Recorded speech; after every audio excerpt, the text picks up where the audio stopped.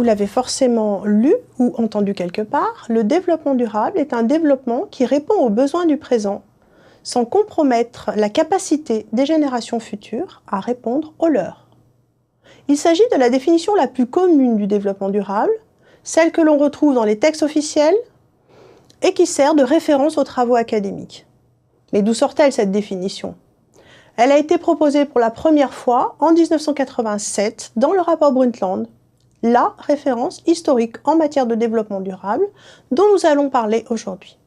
Nous allons d'abord préciser quelques termes, puis tirer des leçons, et enfin revenir sur les limites et les atouts de ce rapport. On l'appelle le rapport Brundtland. Son titre officiel, lors de sa publication, en anglais « Our Common Future », en français « Notre avenir à tous ». Pourquoi rapport Brundtland? Du nom de la présidente de la Commission mondiale pour l'environnement et le développement, Madame Gro Harlem Brundtland, qui était ministre norvégienne de l'environnement. Deuxième précision, développement durable, sustainable development. En français, le plus souvent développement durable, mais parfois aussi développement soutenable. Attention, ce terme n'est pas issu du rapport Brundtland, mais d'un rapport de l'Union internationale de conservation de la nature publié en 1980. Ce rapport de plus de 400 pages va révolutionner la façon de penser le développement. Sa motivation est de proposer des pistes de réflexion en partant du constat suivant.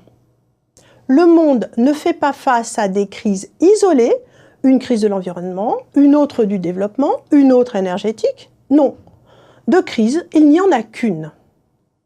Donc, venons-en aux leçons. La première, leçon numéro 1, il faut désormais penser ensemble le développement et l'environnement. L'environnement, c'est le lieu où chacun de nous vit et le développement est ce que nous essayons de faire pour améliorer notre sort à l'intérieur de ce même lieu. Les deux sont inséparables.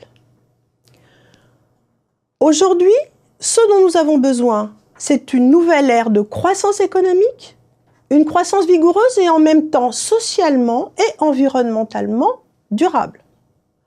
On remarque dans cette citation du rapport qu'on retrouve les 3 piliers du développement durable. Leçon numéro 2. Il faut penser ensemble les pays du Nord et les pays du Sud.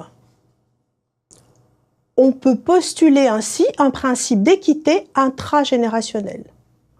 Notre avenir à tous, le rapport Brundtland, est bien un projet qui englobe le Nord et le Sud. Il propose un principe d'équité entre tous les hommes à l'intérieur d'une même génération. La responsabilité des pays du Nord est bien sûr reconnue dans le rapport, mais on admet aussi que les pays du Sud ne peuvent emprunter la même voie. Le Nord doit donc aider le Sud à se développer de manière plus durable qu'il ne l'a fait lui-même. Leçon numéro 3. Il faut penser ensemble les générations futures et les générations présentes, dont on tire ce fameux principe d'équité intergénérationnelle. Le lien entre les générations passe par la qualité de l'environnement qu'on va laisser, la quantité de ressources naturelles et de réserves qu'on va laisser. C'est donc par la prise en compte de l'environnement que le développement s'inscrit dans le temps long. C'est par l'environnement que le développement devient durable.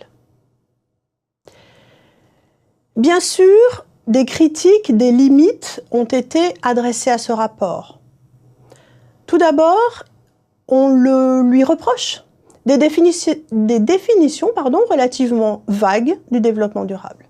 Selon Herman Daly, fondateur de l'économie écologique, le rapport ne fait pas la distinction entre développement et croissance, pas plus qu'il ne prend position pour une durabilité forte ou faible. Donc au total, on lui reproche de ne pas avoir d'ancrage théorique précis. Et pourtant, c'est cette absence d'ancrage théorique qui va également constituer un atout. D'abord, il va assurer la pérennité du rapport Brundtland, et ensuite, chacun va pouvoir se l'approprier dans sa propre théorie, dans son propre corpus théorique. Au final, gardons en mémoire l'humanisme de ce texte. ses intuitions et son idéalisme.